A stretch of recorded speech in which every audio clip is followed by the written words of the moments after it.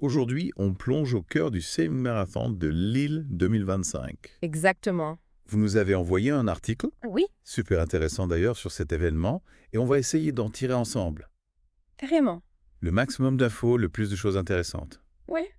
Que vous soyez coureur occasionnel, marathonien dans l'âme, ou juste curieux de savoir comment une telle organisation se met en place, Tout à fait.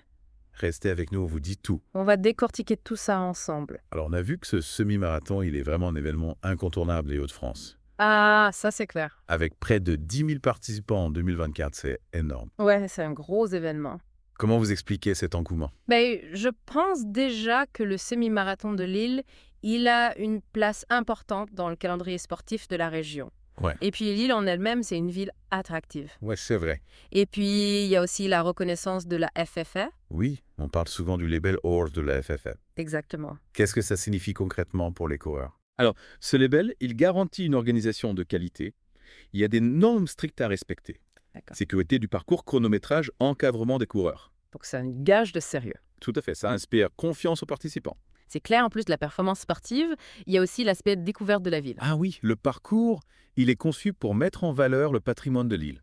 C'est ça, on traverse des lieux emblématiques. Exactement, la Grand Place, l'Opéra, la Citadelle Vauban. Ah oui, classé à l'UNESCO. Ça donne une autre dimension à la course. Parlons maintenant des résultats de l'édition précédente. Avec plaisir. On a vu que les chronos des vainqueurs étaient impressionnants. Oui, surtout chez les hommes. Alors racontez-nous. Le podium a été trusté par des athlètes africains. Berhanu Tsegu, l'Éthiopien, a gagné en 1 heure 0 minutes et 11 secondes. Waouh. Brian Kibio, le Kenyan, juste derrière à 4 secondes. Incroyable. Et un autre Éthiopien, Aberamamo, complète le podium. Des performances exceptionnelles. Oui, c'est du très haut niveau. Et chez les femmes? Chez les femmes, on a eu une belle performance française. Ah oui? Le podium 100% français avec Salomé Brunriagrun, Héloïse Lègle et Mathilde Sénéchal. Super. Des chronos autour d'1h12, 1h13. C'est une belle victoire pour l'athlétisme français. Oui, ça montre le potentiel des athlètes françaises. Passons maintenant aux différents parcours proposés. Alors, il y en a pour tous les goûts. On commence par le semi-marathon, bien sûr. Vinci-Guénor, 965e kilomètre départ sur le boulevard de la Liberté. Une belle ligne droite. Ensuite, on traverse le cœur historique de Lillec, la Grand Place l'Opéra. Magnifique. Puis, on passe à côté de la citadelle Vauban, classée à l'UNESCO. On l'a dit, Ensuite, on entre dans le parc de la Deule. un peu de verdure. Oui, un participant a dit qu'il appréciait beaucoup cette partie pour l'ombre qu'offrent les arbres. C'est vrai que ça doit être agréable. Et puis, on arrive dans le quartier de Rat Technologie, qui représente la modernité de l'île. Un beau contraste. Et l'arrivée se fait place de la République. Super. Et pour le 10 km, Le 10 km, il est labellisé Or aussi. c'est important. Départ à 2h30 boulevard de la Liberté. Ok. On passe devant le stade Pierre-Mauroy au 7e kilomètre. Un point stratégique. Et l'arrivée place de la République. Et enfin, le 5 km pour les débutants. Le 5 km, c'est l'idéal pour découvrir la course à pied. Exactement. Label Bronze, départ à 11h45. D'accord. Parcours dans le Vieux-Lille avec ses rues pavées et ses façades flamandes. Charmant. Attention à la montée de la rue Esquermoise au 3e kilomètre. Oh oui, il faut le savoir. Mais sinon, c'est un parcours très agréable. Parfait. Parlons maintenant de l'organisation le jour J. Oui. Les départs du semi-marathon sont échelonnés. Oui, en fonction des temps de course. C'est une bonne chose pour fluidifier les départs. Tout à fait, les élites partent à 9h. D'accord. Ensuite, il y a des seins pour les coureurs qui visent moins d'1h30, entre 1h30 et 1h45, etc.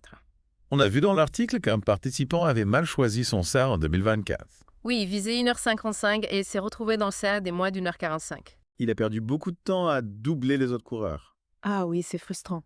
Donc il faut bien choisir sa sens en fonction de son objectif de temps. C'est un conseil précieux. Oui, ça peut faire la différence. Et pour le 10 km et le 5 km. Départ unique à 12h30 pour le 10 km et 11h45 pour le 5 km. Donc, au niveau des transports et de la circulation. Alors, il y aura des perturbations importantes le jour de la course. Oui, c'est normal. Fermeture du boulevard de la Liberté, la place de la République et accès réglementé au parc de la Citadelle.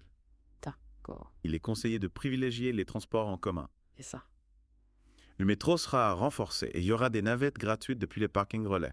C'est une bonne solution. Oui, ça évite les problèmes de stationnement. Pour les inscriptions.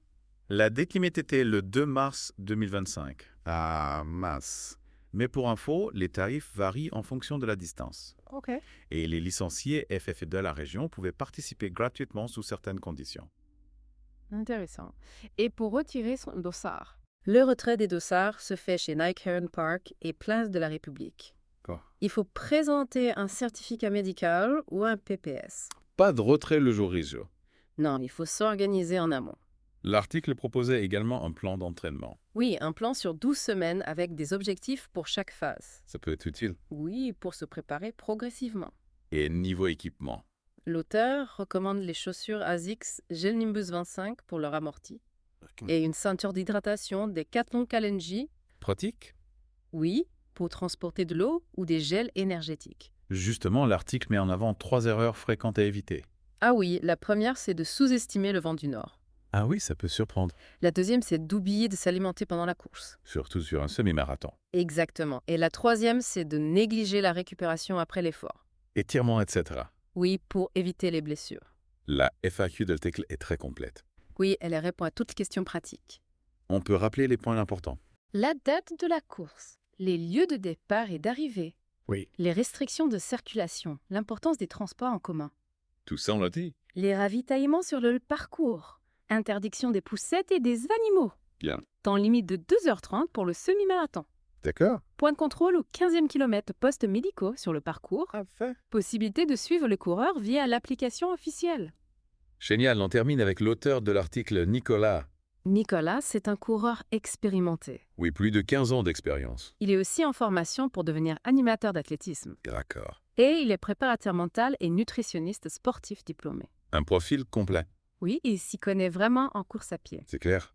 Bon, on arrive au bout de notre analyse. Oui. Le semi-marathon de Lille, c'est un événement majeur. Carrément, il allie défis sportifs, découverte de la ville et organisation impeccable. Que vous soyez coureur ou spectateur, il y a de quoi être séduit. Exactement. J'espère que ce deep dive vous a donné envie d'en savoir plus. Moi aussi. Et peut-être même de participer à la prochaine édition. Pourquoi pas? Maintenant que vous avez toutes les clés en main, Oui. qu'est-ce qui vous intrigue le plus dans l'organisation d'un tel événement? Bonne question. L'entraînement des athlètes? La logistique? La gestion des foules. À vous de réfléchir. Exactement. Merci de nous avoir suivis dans ce deep dive au cœur du semi-marathon de Lille 2025. Merci à tous. On se retrouve bientôt pour une nouvelle plongée dans un autre sujet passionnant. À bientôt, Aîné.